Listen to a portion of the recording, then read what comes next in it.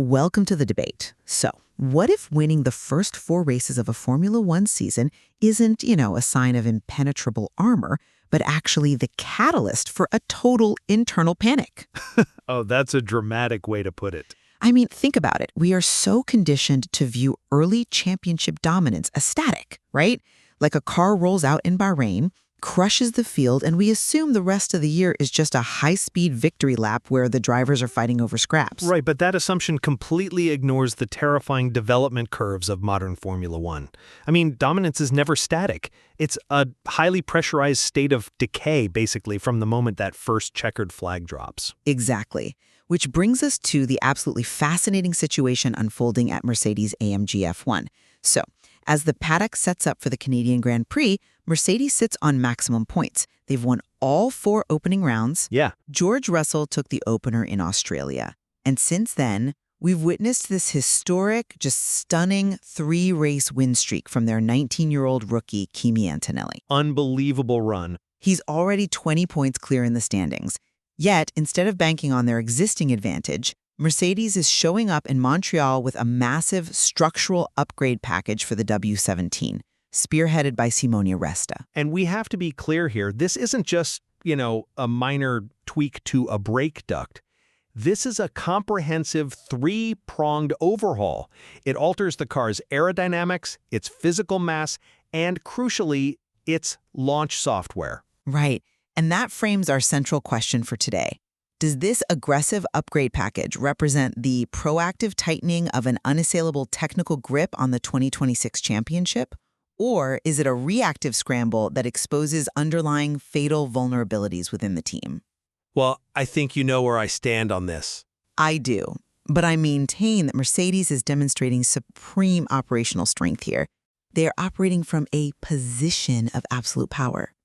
By bringing a comprehensive update while already leading, Toto Wolff is just demanding maximum effort to ruthlessly eliminate their few minor inefficiencies. Minor? Yes, minor.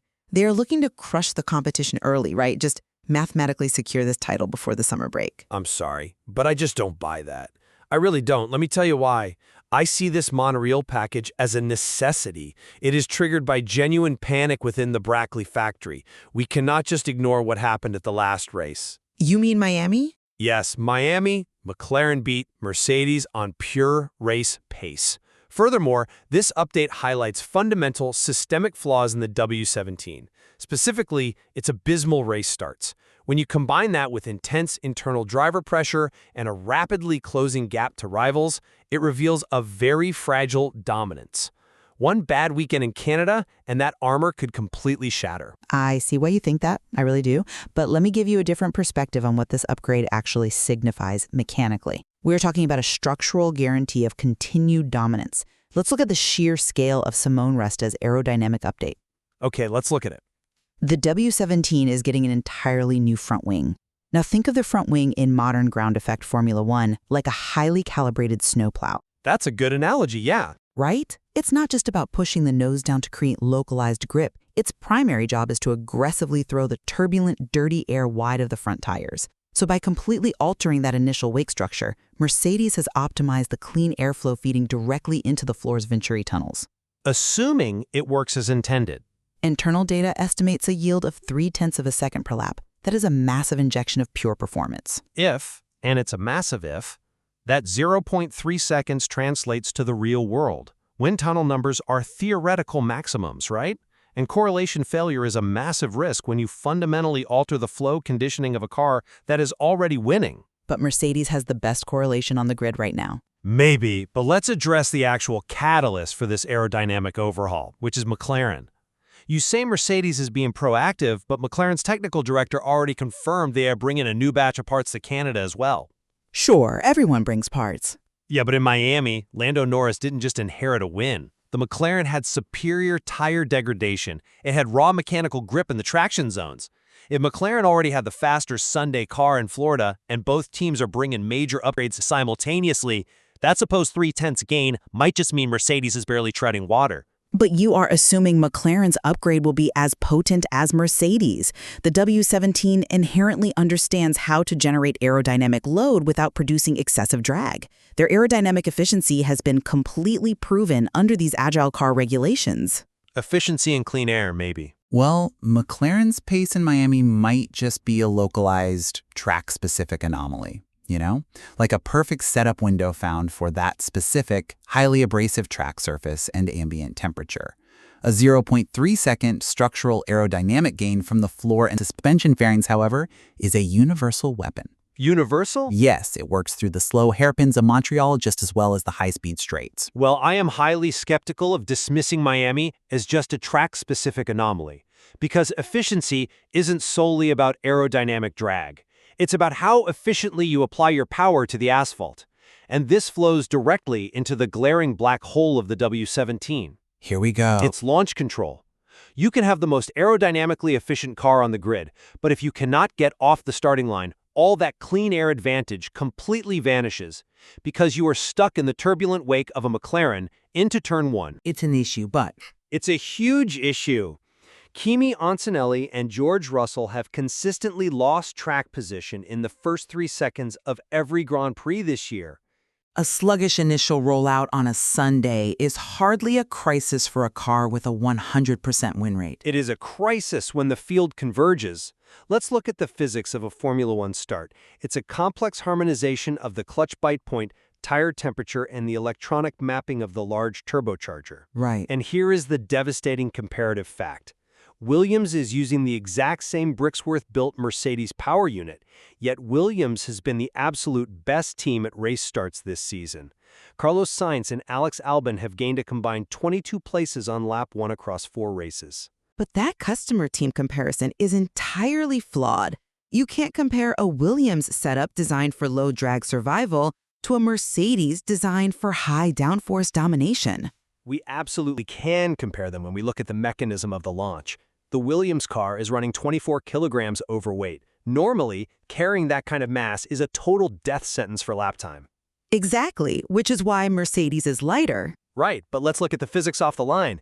That dead weight on the Williams is primarily structural bulk sitting low and toward the rear of the chassis. When the driver dumps the clutch and weight transfers backward, that excess mass is physically planting the Williams' rear tires into the tarmac. It's a brute force solution. It creates a crude but incredibly effective mechanical grip advantage. The Mercedes W17 is meticulously balanced, much lighter, and features highly sensitive rear suspension. Because they lack that blunt mechanical squish over the rear axle, their internal electronics have to perfectly manage the wheel spin. And they are tweaking that. But right now, their electronic delivery of the electric motor and the large turbo is failing that test. If a customer team is managing the hardware better than the factory squad, there is a fundamental breakdown in Brackley's internal processes. I am not convinced by that line of reasoning at all, because you are isolating the start procedure from the holistic performance of the Montreal package. How so? You are right that the W17 is lighter, but the second prong of this upgrade directly addresses the mechanical inertia you're talking about. Mercedes is introducing a newly designed, lighter gearbox housing. Which makes them even lighter. No, let me finish. This isn't just about shaving weight. It is about finally bringing the car down precisely to the FIA 768 kilogram minimum limit. By hitting that exact limit, engineers can strategically place dense tungsten ballast exactly where they want it on the floor. Okay, but moving ballast doesn't rewrite poor software. It changes the rotational mass and the dynamic weight transfer during the launch phase. If the rear suspension was too stiff to squat effectively off the line, the new gearbox geometry and targeted ballast placement solved the mechanical side of the equation. I think that's a very optimistic reading. Furthermore, the electronics division refining the turbo delivery for Canada is simply the software catching up to this newly optimized hardware. They identified a micro weakness in the first 50 meters of the race, and they are eradicating it. To call a slightly suboptimal launch sequence a fatal flaw is catastrophizing a problem that is literally already being solved. A micro weakness that costs track position is a macro problem when you are dealing with external regulatory threats to your power unit. Oh, the technical directive. Yes. And that brings us to the June 1st FIA regulation shift. Formula One is a political minefield, and the governing body is changing the rules mid-season. They will now measure the engine's compression ratio at an oil temperature of 130 degrees Celsius rather than at ambient room temperature. That is just a standard technical directive aimed at ensuring teams aren't exploiting thermal expansion, right? To run higher compression ratios on track than they measure in the garage. Exactly. And let's unpack this loophole because it is critical. Metal expands under heat. If an engine division designs internal combustion components with tolerances that pass the FIA's compression checks at a cool room temperature, but those components physically expand and seal tighter when the oil reaches a boiling 130 degrees on track, You get more compression. right. You are effectively running a higher compression ratio during the race. You are extracting free horsepower through thermal expansion. The FIA is shutting that down. And Mercedes has been very clear about this. Mercedes insists this variation will have absolutely no impact on their performance. But these sudden variable geometry rules are historically introduced to rein in a dominant team. Even if Mercedes claims they are fine, this regulatory instability targets the heart of their power unit precisely when they can least afford a drop in straight-line speed against McLaren. See, I think you are vastly underestimating BRIC's worth. Show-driven rule changes are constant in Formula One, and elite teams anticipate them months in advance. The BRIC's engine division is arguably the most sophisticated thermal engineering group in the world. I'm not denying their pedigree. They do not rely on crude thermal expansion tricks to generate horsepower. If they state that measuring compression at 130 degrees Celsius won't alter their telemetry, the internal data supports it.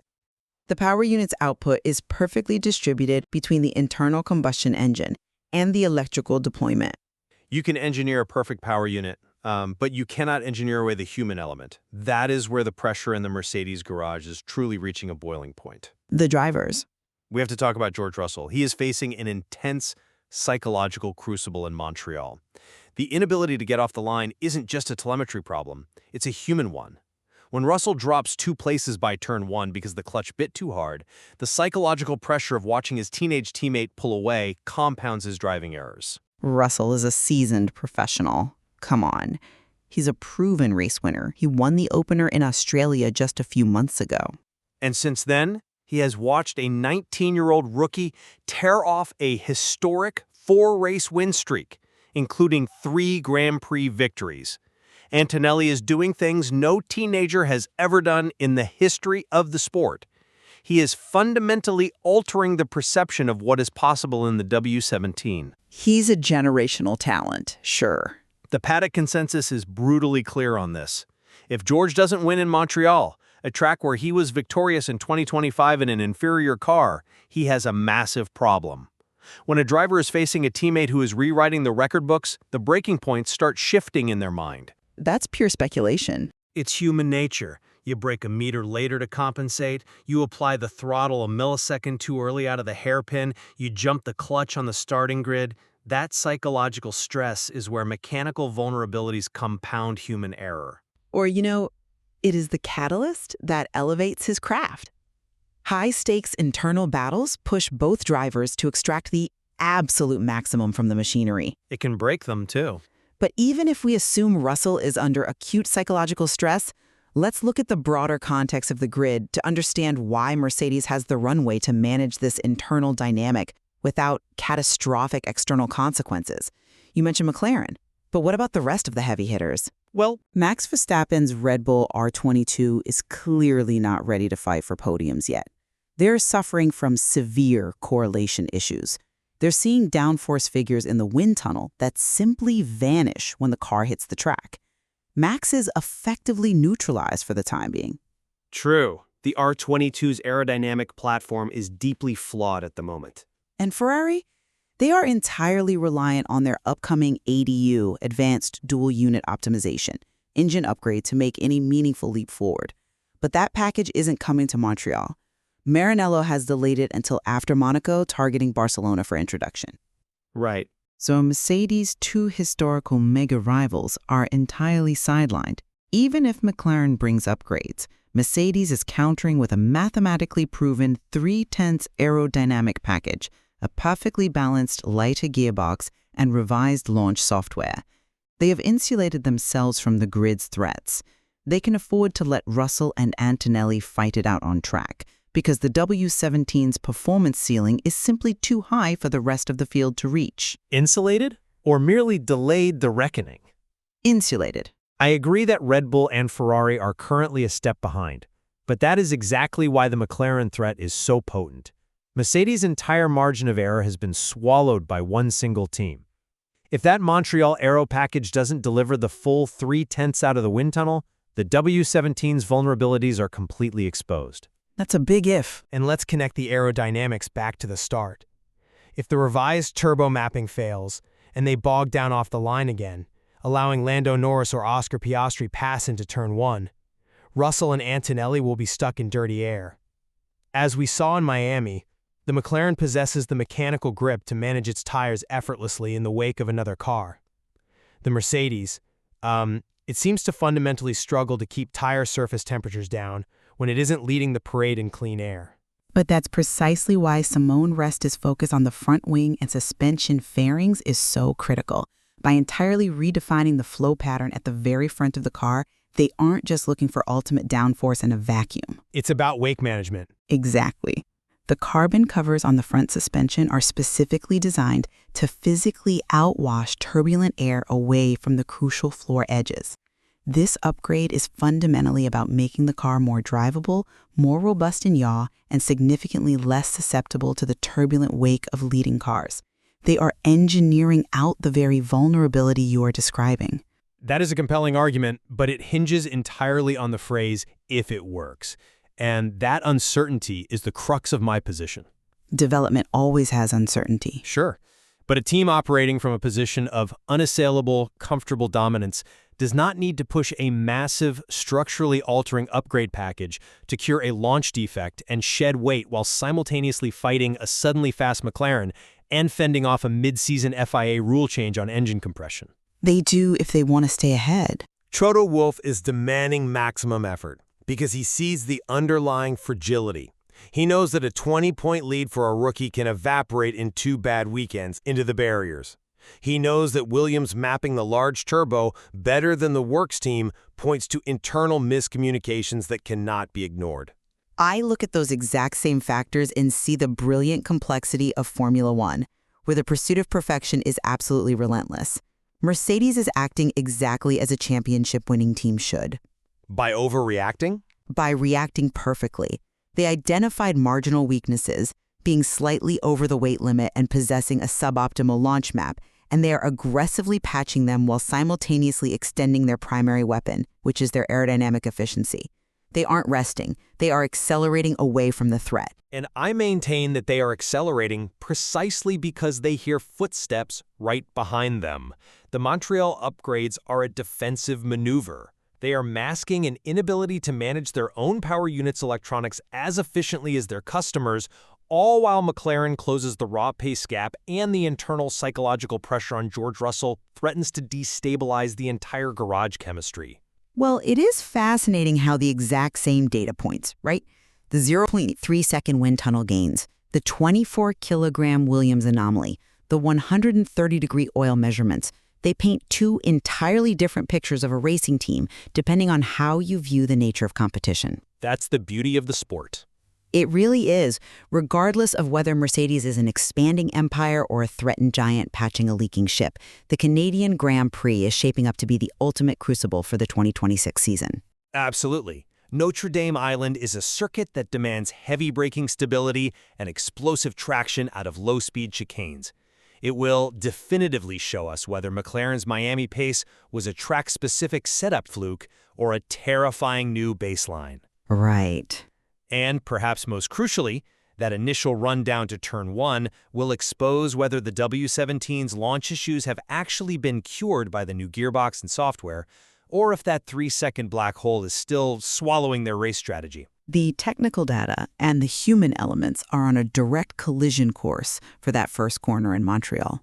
I mean, a fraction of a second in clutch release, a few degrees of oil temperature under the engine cover, the subtle aerodynamic outwash of a carbon suspension fairing. These invisible forces will dictate the championship. We're going to see what they're really made of. When the 5 red lights go out this Sunday, we won't just be looking at a parade of impenetrable armor. We will be watching a highly pressurized stress test of engineering and human resilience.